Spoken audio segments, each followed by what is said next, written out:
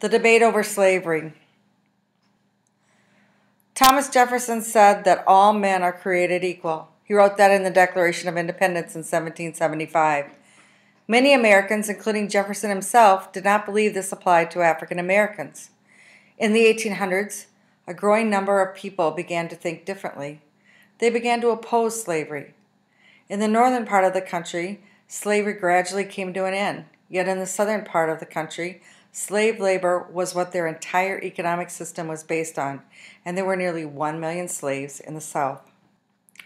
Labor in the North versus the South. Northern part of the country was thriving thanks to industry. They had the factories, the schools, the railroad lines, major cities. The economic survival of the North was based on production and shipping. Labor was supplied by a growing number of immigrants who would work for wages. In the southern part of the nation, it was based on agriculture, most specifically cotton.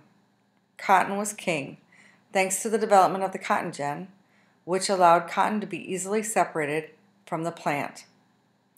Labor was supplied by slaves, who were expensive to buy, but allowed the owners to keep most of the profits, and who would continue to resupply itself through childbirth. 95% of the population of the South did not own slaves, but the 5% of the South who did were wealthy, powerful, and politically active. Ideas on what to do with the slaves came from many different places. The American Colonization Society pledged to end slavery by setting up an independent colony in Africa for freed slaves and sending them back to Africa to a nation created for them with the help of American President James Monroe in 1822. The nation was, and is today, called Liberia. Few wanted to be separated from their friends and family that they had created in America. Most of the slaves had been born in this country, and so they decided to stay enslaved in their own homeland. The abolitionist movement. Reformers, those who wanted to abolish slavery, to end it, were called abolitionists. Freed African Americans tried to end slavery through lawsuits and petitions. Frederick Douglass was the best-known abolitionist. He was a former slave who dared to learn to read. He escaped the North in 1838 and began to lecture against slavery. By 1847, he was publishing an anti-slavery newspaper called the North Star. The most outspoken white abolitionist was William Lloyd Garrison.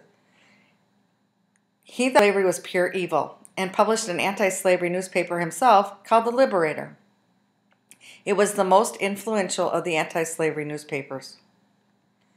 And then there was the Grimke sisters. They were daughters of a former slave master. They believed slavery was wrong. They moved to Philadelphia and began to fight for freedom for the slaves.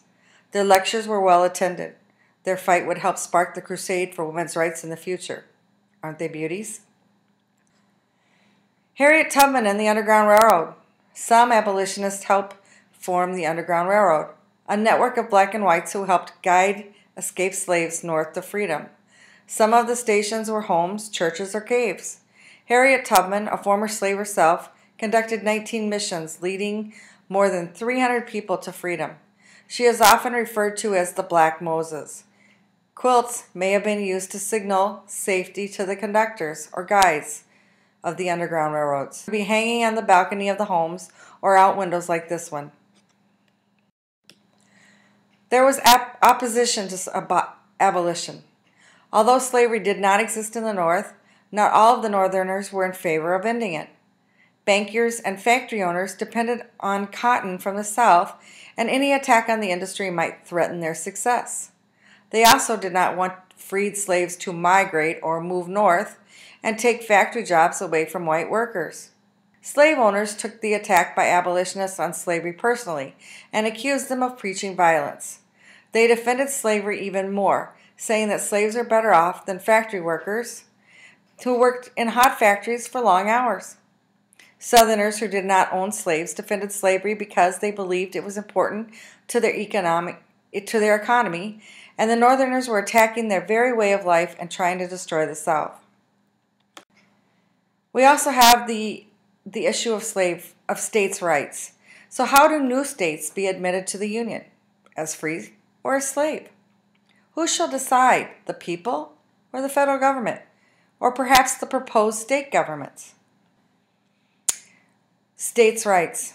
While the institution of slavery itself was a major concern between the northern states and the southern states, the idea of states' rights included other topics. Tariffs, which are taxes placed on goods shipped into and out of the U.S., were a major strain on the country. The South, whose economy was agriculturally based, depended on international trade, as well as trade from the northern states, so they favored lower tariffs. The North felt that international trade was competition with them, so they favored heavy tariffs to persuade the southern states to utilize their products rather than international products.